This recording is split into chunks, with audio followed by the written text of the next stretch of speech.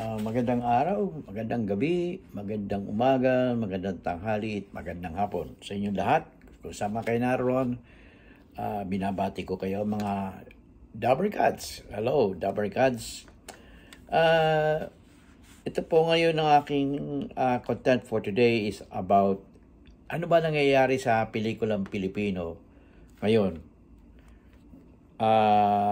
Hindi na yata kumikita ang mga pelikulang Pilipino ngayon dahil sa mga naglabasan na mga foreign films na may quality.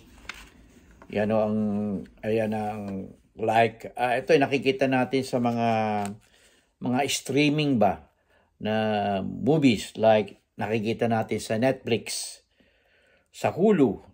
Ayan.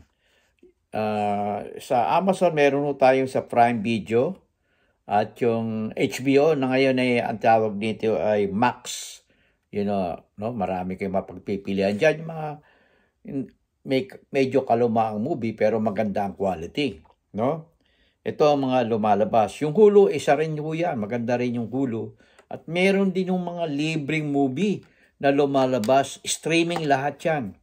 Streaming, kung kayo ay nagsubscribe, ay mga libre ho yan. Okay? Marami yung libre ngayon.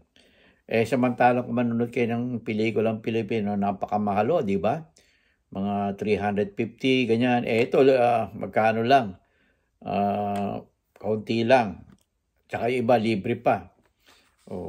Basta meron kayong magandang television. Yung mga maliliit na ganyan, no?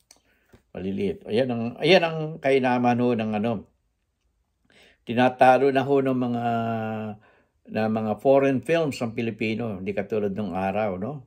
Na napakalakas. Kasi maganda mga quality. Ngayon, hindi na. Nawala na si FPJ. Ayan ang sinusundan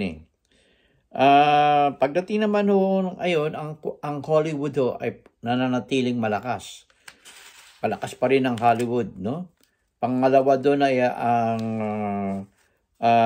from Nigeria, yung tinatawag nilang Nollywood.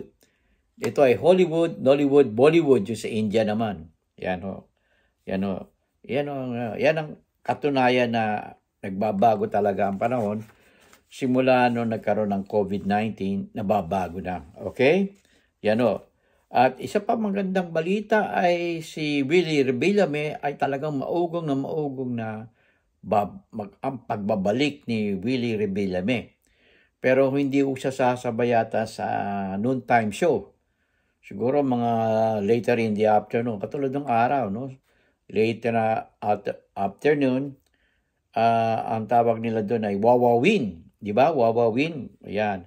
Sa hapon kadalasan ginagawa ni Willie Revillame ito Willie Revillame, pero ayaw yata niyang tapatan ang TVJ. Yan. May pinagsamahan kasi mga yan So, yan ang status ng ating mga pelikulang Pilipino.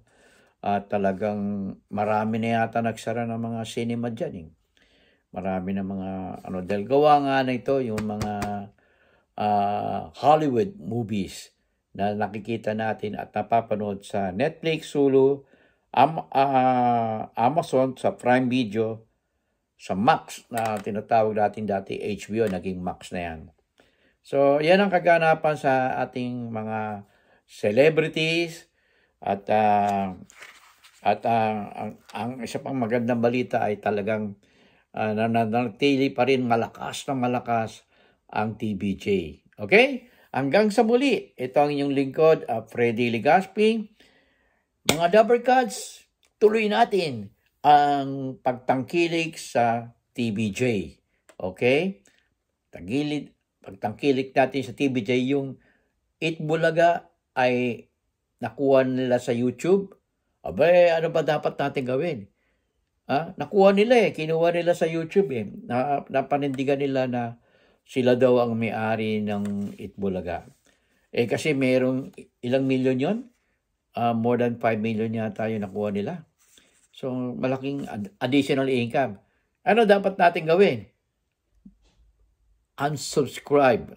Kung nakapag-subscribe kayo, checkin nyo yung Checkin nyo yung ano nyo, yung sa Itbulaga. Baka nakasubscribe kayo. Unsubscribe nyo. Okay? Hindi naman kanila yun eh. Inaangkin lang nila. O sige, hanggang sa muli. Ito yung lingkod, Freddy. At kayo, kung hindi pa kayo nakasubscribe, dito kayo mag-subscribe sa akin. No? Tsaka magbigay kayo ng comment, tsaka bigyan nyo ako ng big like. Hanggang sa muli, ito yung lingkod, Freddy. In God we trust, never hold your peace.